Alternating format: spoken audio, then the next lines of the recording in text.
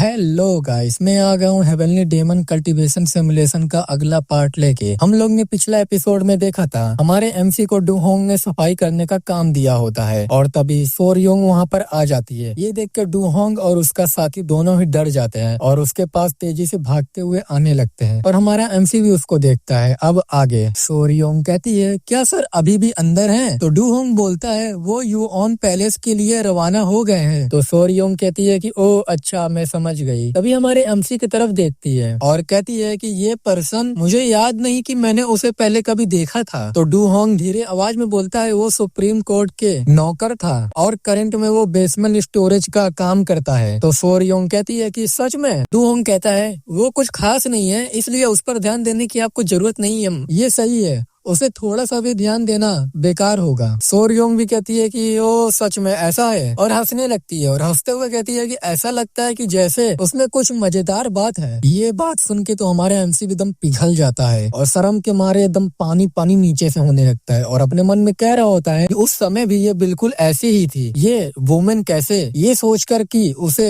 देखने मात्र से ही मुझे ऐसा महसूस होता है जैसे मेरे दिल रुक गया है और पानी पानी हो गया हूँ मैं। तभी हमारे एमसी के करीब आ जाती है और कहती है कि तुम्हारा नाम क्या है? तो हमारा एमसी भी कहता है धीरे आवाज में, मेरा नाम सियोल ही है। वो बोलती है सियोल ही? कितना अच्छा नाम है तुम्हारा। जहाँ तक इस बात का सवाल है कि तुम बेसमेंट स्टोरेज में कैसे रुके, मुझे नहीं लगता कि मुझे कुछ कहने की जरूरत है, शायद कोई रीजन है। तो हमारा एमसी चुप रहता है और अपने मन में कह रहा होता है उसे इसकी स्मेल आ रही है, मैं चाहे जितना भी नहा लूं या घिनौना गंध आसानी से मुझसे दूर नहीं होगी। उन दो कमीनों कुत्तों की वजह से ये सब हुआ है। और जाते हुए कहती है मैं तुमसे फिर मिलूंगी सियोल ही। और हमारा एमसी भी उसको बाय करता है और कहता है कि ठीक है, हम लोग वापस मिलेंगे। तभी सिस्टम पे नोटिफिकेशन आता है, प्लीज नीचे दिया गए ऑप्शन को सिलेक्ट करिए। तो हमारा एमसी भी कहता है कि ये फिर से क्यों आ रहा है, ये विंडो वापस क्यों आया और ये अभी ही आना था। तभी सिस्टम पे 3 ऑप्शन लिखे होते हैं। पहला ऑप्शन, क्या तुम मेरे साथ बाहर जाने की कोशिश करना चाहोगी? दूसरा ऑप्शन, क्या आप मेरे साथ एक रात बिताना चाहोगी? तीसरा ऑप्शन, मेरे पेट, क्या आप उन्हें महसूस करना चाहेंगे? तो साला ये कैसा कैसा ऑप्शन है भाई? हमारा एमसी ये देख के अपने मन में कहता है ये सारे ऑप्शन क्यों हैं? भले ये कहीं से भी आ रहा है, उनमें से अधिकांश का निकट फ्यूचर होने वाली किसी घटना पर इफेक्ट पड़ा। ये मुझे खतरे में डाल रहा है यार और मुझे इसके लिए उपयुक्त इनाम देता है। कभी कभी ये केवल मेरे करंट लाइफ से संबंधित नहीं होता, लेकिन मेरे अगले लाइफ के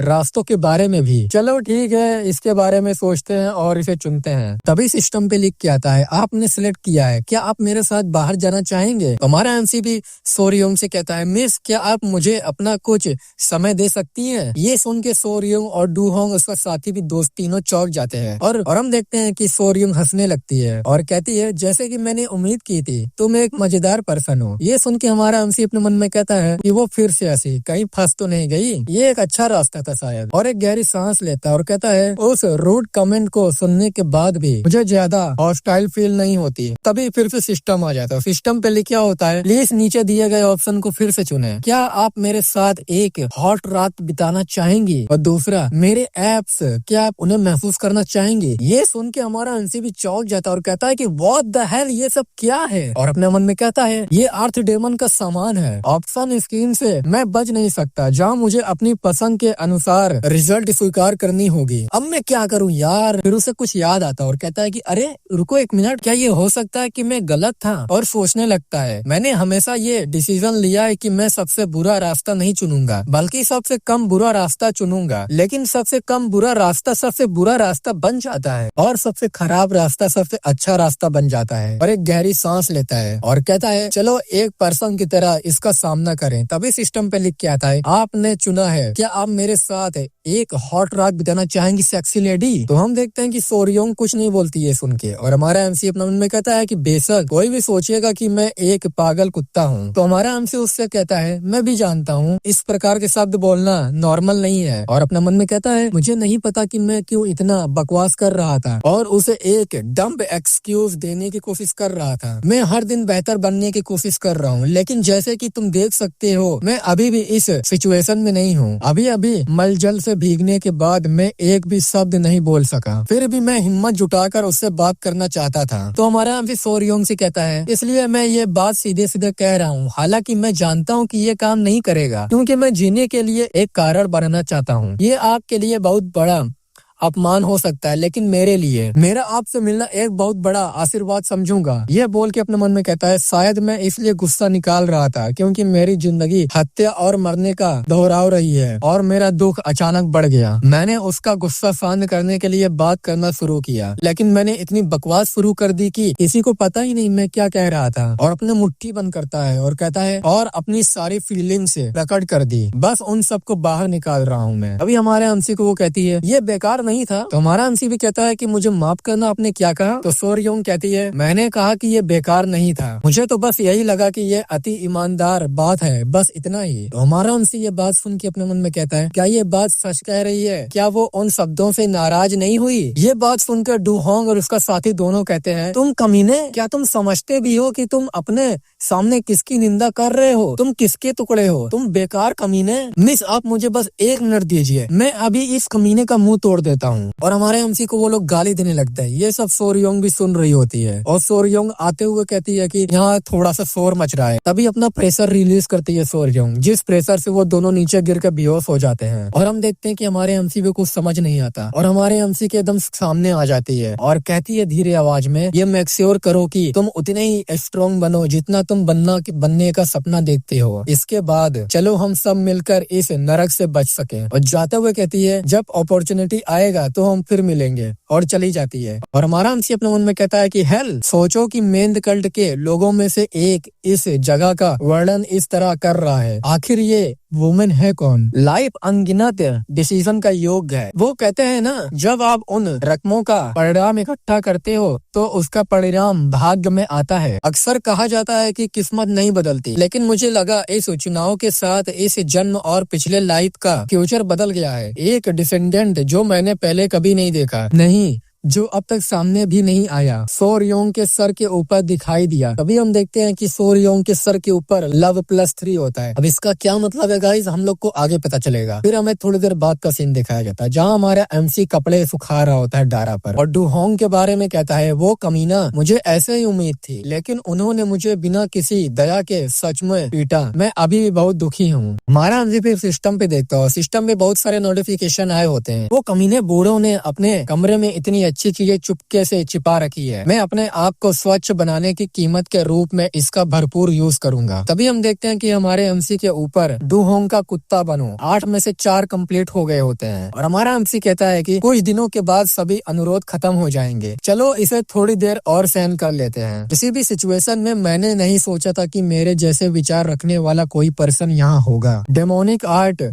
मार्शल आर्ट जो ह्यूमन के तर्क पावर को पंगु बना देती है और केवल ज्यादा पावरफुल के लालच को जन्म देती है। मेन कल्ट में शायद स्ट्रॉन्ग बनने की इच्छा के कारण वो इस पावर को एक्सेप्ट करते ही इसके आदी हो जाते हैं और वो और भी ज्यादा पावरफुल डेमोनिक आर्ट की चाहत में पागल हो जाते हैं। लेकिन जो कोई ब्रेन वॉशिंग को रिफ्यूज करता है, हर चीज पर संदेह करता है और कुछ बेहतर खोजने की कोशिश करता है, मेरे जैसा एक बेकार पर्सन समय समय पर मेन कल्ट में प्रकट होता है। हालांकि तो मैं ये कल्पना भी नहीं कर सकता था कि वो उनमें से एक होगी। क्या मैं उसे दोबारा मिल सकूंगा? स्ट्रॉन्ग होने की इच्छा, ये एक ऐसा गोल है जो मैंने इसलिए निर्धारित किया था क्योंकि मैं किसी अदर घृणित सिचुएशन में नहीं फंसना चाहता था। लेकिन अब मेरे पास और भी क्लियर गोल है। अभी के लिए भले ही ये कमजोर पावर है जिस पर भी दया आती है, जब मेरी पावर बढ़ जाएगी और अपॉर्चुनिटी आएगा तो मैं सोरयोंग नाम की वुमेन के साथ डेमोनिक कल्ट से बाहर निकल जाऊंगा। देख रहे हो, हमारा एमसी लड़की को लेके भागना चाहता है और कहता है वो दिन जल्दी ही आएगा, मैं अपने बॉटम हार्ट से प्रे करता हूँ। फिर हमें अगले दिन का सीन दिखाया जाता है जहाँ कोई कहता है, यहाँ से आपको अपनी मुट्ठियाँ इस तरह हिलानी होंगी। नहीं नहीं, मैंने तुमसे कहा था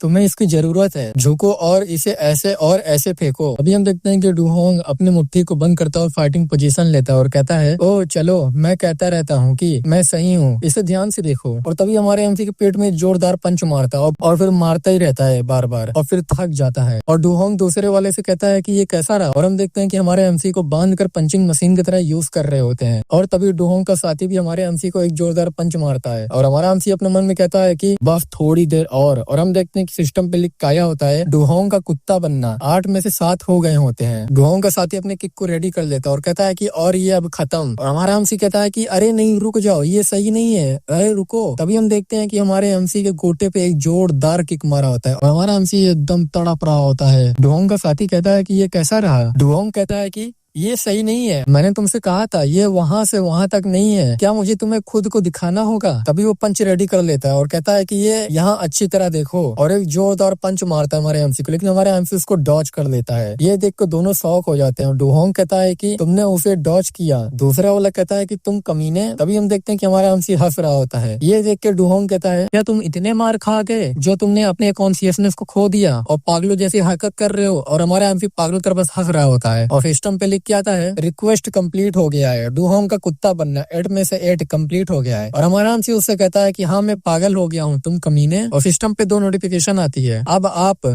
कॉम्बैट टाइप को चूज करने में एबल है। अब आप रियली सेटिंग को चेंज कर सकते हैं कॉम्बैट टाइम में, उसी दौरान नॉर्मल स्टेट में। और कॉम्बैट टाइप में 2 चीज होती हैं, turn base fight, all fight. डुहोंग कहता है ये सुन के तुम बास्टर्ड, तुमने अभी क्या कहा, और अपने पंच को रेडी कर लेता है हमारे एमसी को मारने के लिए। तभी हम देखते हैं कि हमारा एमसी अपने हाथ की रस्सी को तोड़ देता है और उसके हाथ को पकड़ लेता है और कहता है कि अब मेरी चांस है। तुम लोगों ने मुझे 6 दिन तक बहुत कुत्ते तरह मारा है, ये सब का पे बैक तो तुम्हें करना ही होगा। और हमारा एमसी भी उसको एक जोरदार किक मारता है उसके गोटे पर, जिससे वो दर्द में करार रहा होता है। और हमारा एमसी अपने मन में कह रहा होता है मुझे यकीन है 2 भरी हुई चीजों को तोहफों की तरह कुचले जाने का ये फीलिंग, इसे किसी अदर तरीके से नहीं समझाया जा सकता। तभी दूसरा वाला बंदा हमारे एमसी के ऊपर अटैक करते हुए कहता है कि तुम कमीने। तो हमारा एमसी कहता है कि तुम बहुत स्लो हो, और हमारा एमसी इसको बस एक जोरदार पंच मारता है जिससे वो वहीं नॉकआउट हो जाता है। और हमारा एमसी उससे कहता है कि अरे तुम सिर्फ इसी वजह से नहीं मरे हो, है ना। तभी सिस्टम पे लिख के आता है कि डुहोंग की डेथ हो गई है। और हमारा एमसी इसको पकड़ते हुए कहता है कि नहीं नहीं नहीं उठो, तुम अभी नहीं मर सकते, मुझे तुम्हें चुकाने के लिए बहुत कुछ है, अगर तुम ऐसे ही मरे। तभी सिस्टम पे लिख के आता है कॉम्बैट टाइप 2 टर्न बेस्ड, एक प्रकार का वॉर जिसमें आप एक दूसरे को अवसर देते हैं और लेते हैं। जब यूजर सीओ ली को कोई उद्घाटन दिखाई देता है या खतरा महसूस होता है तो सिस्टम पैनल अपीयर हो जाता है, समय रुक जाता है और उस अपने आक्रमण पैटर्न के आधार पर अलग अलग रास्ता चुन सकते हैं। और प्रोज में बताया जाता है जब